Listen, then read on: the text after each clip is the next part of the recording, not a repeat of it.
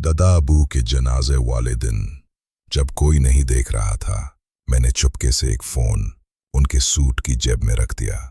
जब उनका तबूत जमीन में उतारा गया, वो फोन भी उनके साथ दफन हो गया। मैंने ऐसा इसलिए किया क्योंकि मैं उनसे जुड़ा नहीं होना चाहता था। मुझे लगा मैं उन्हें मैसेज कर सकता हूं और ऐसा महसूस होगा कि वो अभी भी मेरे साथ हैं।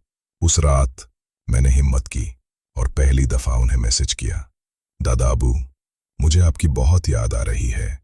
आपने जो पैसे दिए उनकी कदर है, लेकिन आपको वापस पाने के लिए मैं सब कुछ दे दूंगा। मैंने फोन साइड पे रख दिया और सो गया। लेकिन अगले दिन सुबह मेरी जिंदगी बदल गई। मेरे फोन पर एक रिप्लाई आया था। मेरे हाथ कांपने लगे, दिल तेज धड़कने लगा। मैं फौरन अपने अब्बू के पास गया। अब्बू, दादा अब्बू जिंदा हैं, हमें कब्र खोलनी होगी। उन्होंने मुझे ऐसे देखा जैसे मैं पागल हो गया हूं। उन्होंने कहा, डॉक्टर्स ने पोस्टमार्टम किया था, मौत कंफर्म हो चुकी है।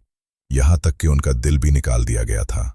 अबू को लगा किसी ने फोन हैक किया है, लेकिन मुझे पता था यह मुमकिन नहीं है, क्योंकि वो मैसेज एक सीक्रेट जुबान में लिखा था जो सिर्फ मैं और दादा अबू समझते थे।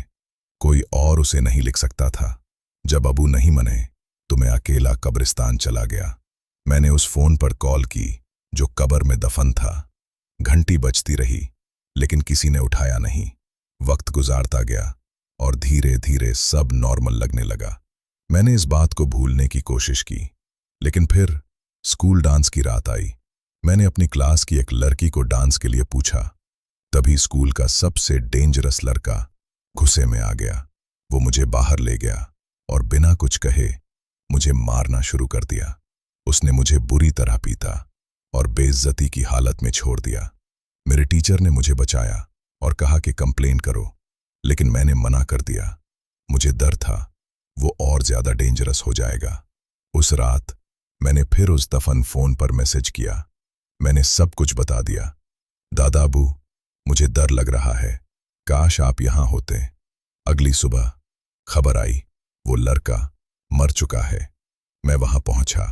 पुलिस उसकी लाश ले जा रही थी, लेकिन सबसे ज्यादा खौफनाक बात यह थी, वो उसी पोजीशन में पड़ा था जिस तरह उसने मुझे छोड़ा था।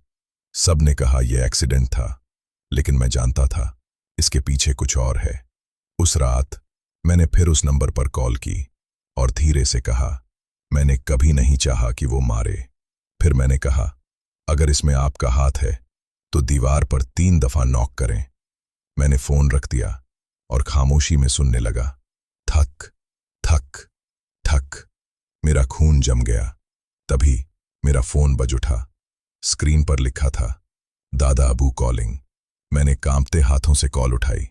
दूसरी तरफ कुछ सेकंड्स खामोशी रही। फिर एक हल्की सी आवाज आई, बेटा, अब तुम अकेले नहीं हो, और कॉल कट हो गई। उस दिन के बाद मैंने कभी उस नंबर पर कॉल नहीं की, लेकिन आज भी हर रात ठीक 2 बजे मेरा फोन खुद ऑन हो जाता है और स्क्रीन पर सिर्फ एक लफ्ज लिखा होता है, ऑनलाइन।